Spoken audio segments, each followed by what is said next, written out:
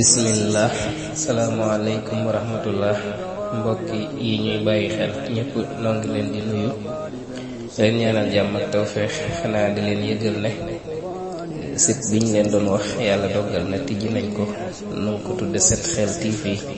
noo ngi ci woo ñëpp di sàkku ngeen abonné ci te mboolem vidéo bu ci jàll ngeen di ko partager ak di am vidéo yi.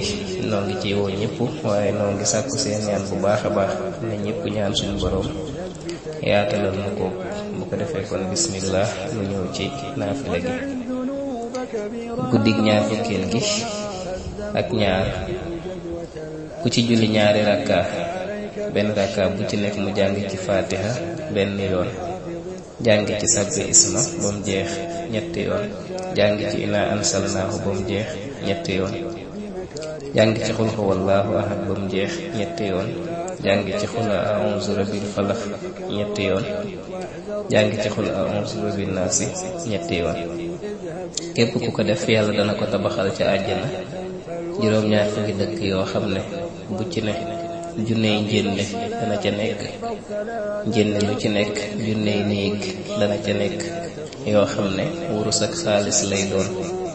néeg bu ci nekk junney lal dana ca nekk, lal bu ci nekk junney soxna nekk ca ndéem soob na yàlla.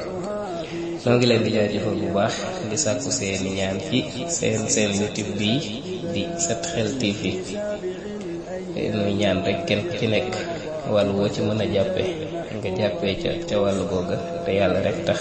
ku mën ñaan ku mën xel mu rafet ci am amit noo ngi ciy sàkku fu ci waay ma ne rek baax na. jërë ngeen jëf. 50 مع 100 إذن في كل شهر يا أولي الحسبان راجع وكرر